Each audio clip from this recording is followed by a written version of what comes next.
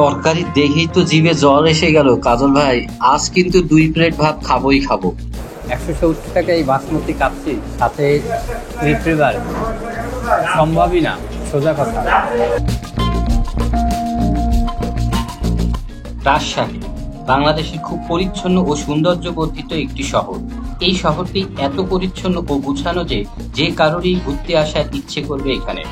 এখন পর্যন্ত এই শহরে আমি 6বার ঘুরতে গিয়েছি। যে কোনো জায়গায় ঘুরতে গেলে কতগুলো সমস্যার মধ্যে অন্যতম একটি বড় সমস্যা হলো ভালো মানের খাবারের হোটেল পাওয়া। এখানে কয়েকটি হোটেলের খাবার ভালো মানের, তবে এগুলোর মধ্যে সবচেয়ে বেশি ভালো লেগেছে আমার যে হোটেলটি, সেই হোটেলের খাবারের রিভিউ দিব আজকে। এত বেশি ভালো লেগেছে আমার এই হোটেলের খাবার, যেখানে সকালের খাবার, দুপুরের খাবার এবং রাতের খাবার 3 বেলার খাবারই আমি নিয়েছি। চলুন সেই হোটেলটির রিভিউ আপনাদের সঙ্গে শেয়ার করি। সামনের এটিই হচ্ছে সেই হোটেল যার নাম বিদ্যুৎ হোটেল। এর অবস্থান কিন্তু রাজশাহী সাহেব বাজার মোড়ের ঠিক 0 পয়েন্ট থেকে 1 মিনিটের ডিস্টেন্স, মানে বড় মসজিদ আছে, বড় মসজিদের সামনেই এই হোটেলটি।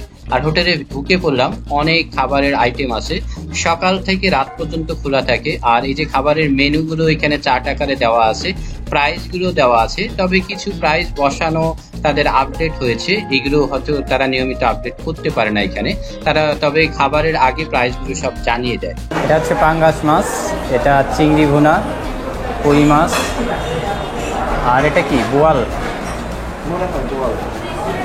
এই মাছ।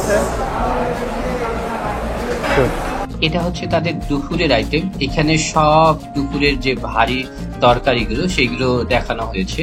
তো আমাদের কাজল ভাই এগুলো দেখার পরেও তিনি হচ্ছে কাচ্চি খাবে।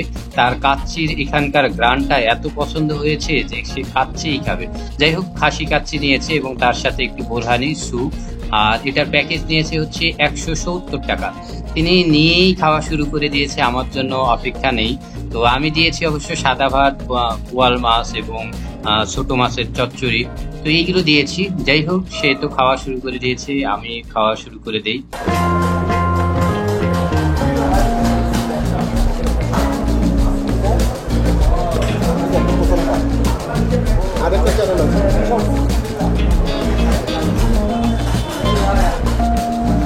খাওয়ার পরে যেটা মনে হচ্ছে, তরকারির টেস্টটা আসলেই সুন্দর। তারা হচ্ছে লার্কির চুলাতে রান্না করে, যার জন্য টেস্টটা অনেকটা আলাদা। হ্যাঁ, বেশিরভাগ হোটেলগুলোতে যেটা গ্যাসের রান্না হয়, ঢাকায় তো আমরা গ্যাসের রান্নাটাই খেয়ে অভ্যস্ত। রাতেও চলে আসলাম এখানেই খেতে, ঠিক একই টেবিলে একই হোটেলে আমরা খেতে। তো রাতে আমি নিয়েছি কাচ্চি, কারণ রাতেও তিনি আমাদের কাজল ভাই হচ্ছে কাচ্চিই খাবে। ওনার কাচ্চিটা এত টেস্ট লেগেছে যে ওনাকে দেখে আমিও লোভ সামলাইতে পারলাম না, আমিও কাচ্চি নিয়ে নিলাম। তো কাচ্চির প্যাকেজ কিন্তু 170 টাকা।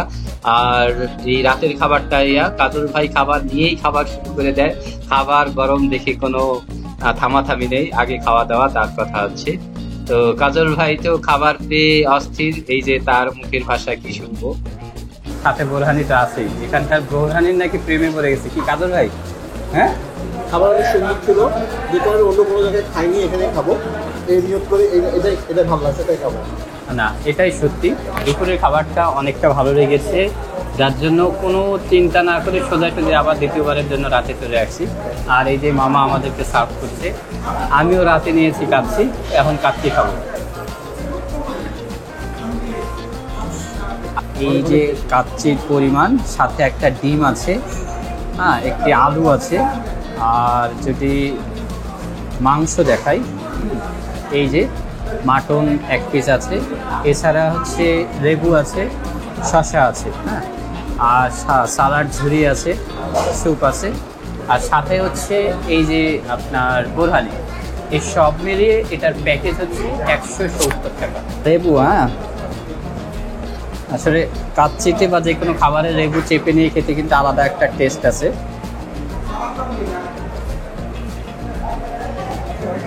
কাজল ভাই, চুপচাপ এত খাচ্ছেন, শুধু খেয়েই যাবেন।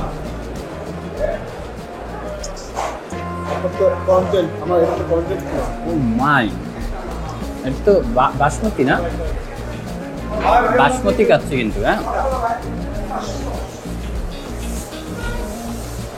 আপনি এই টাকায় ঢাকায় বাসমতি পাবেন, কোন জিনিস পাবেন? কি বলবো না, ঢাকায় থাকি তো 170 টাকা এই বাসমতি কাচ্চি সাথে রিট্রিভার সম্ভবই না, সোজা কথা, কোনোভাবেই সম্ভব না।